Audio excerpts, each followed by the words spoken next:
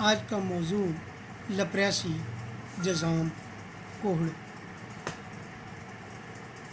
نبی آخر الزمان صلی اللہ علیہ وآلہ وسلم کے فرمان عالی شان کے مطابق جذام کے مریض سے ایک کمان کا فاصلہ رکھنا لازم ہوتا ہے، یعنی یہ وہ مرض ہے جس میں مریض کے ساتھ چپکنا، زیادہ قربت اختیار کرنے سے یہ دوسرے مریض کو منتقل ہو جایا کرتی ہے۔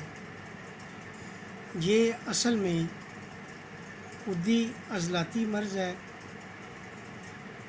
صفرا کی زیادتی کی وجہ سے خون کو گرم کر کے جلد کو پھاڑ دیتی ہے، اور جلد جو تصویر دکھائی جا رہی ہے اس سے آپ کو اندازہ ہو جائے گا کہ جلد کس طرح کی ہو جاتی ہے۔ ہلکا پانی بھی رس سکتا ہے اور شدید جلن ہوتی ہے۔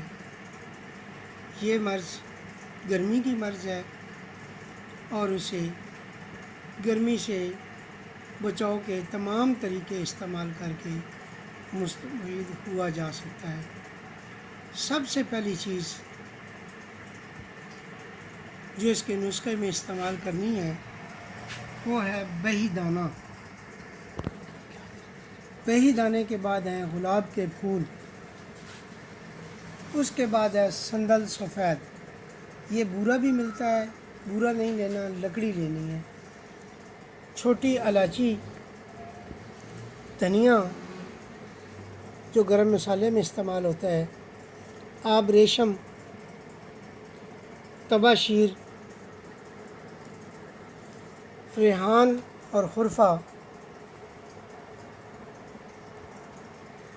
یہ تمام اجزاء جو ہیں برابر وزن میں لینے ہیں اور اس میں چینی یا مصری 2 گنا ڈالنی ہے۔ اس کا سفو بنا کے صبح، دوپہر اور شام 3 دفعہ عرق کاشنی کے ساتھ لیں، انشاءاللہ لپریسی سے شفا ہوگی۔ لپریسی کے مریضوں کے لیے یہ او پازیٹیو اور او نیگیٹو لوگ ہوتے ہیں، گرم مزاج ہوتے ہیں، وسیلے ہوتے ہیں، چرب زبان ہوتے ہیں، اور ان کی آواز پے در پے، ان کی نبض کی رفتار 80 تک چلی جاتی ہے، 80 سے اوپر 140 تک دیکھی گئی ہے۔ تو ان کی آواز ذرا باریک ہوتی ہے، زبان نوکیلی ہوتی ہے اور پیلی ہوتی ہے۔ آنکھیں اگر کھول کے دیکھی جائیں تو قدرے پلاٹ پائی جاتی ہے۔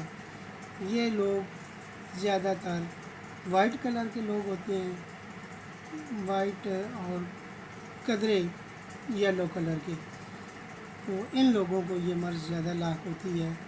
گرم علاقوں میں رہنے والے اس میں زیادہ شکار ہو جاتے ہیں۔ میرے علم اور اندازے کے مطابق گنوریے کے سوزاک کے مریض ہی لپریسی اور جذام میں تبدیل ہوتے ہیں۔ آپ کو تصویر دیکھنے سے کچھ اندازہ ہو جائے گا۔ یہ نسخہ بنائیں۔ تمام معالجین کو سلام اور تمام مریضوں کے لیے شفائے کی دعا۔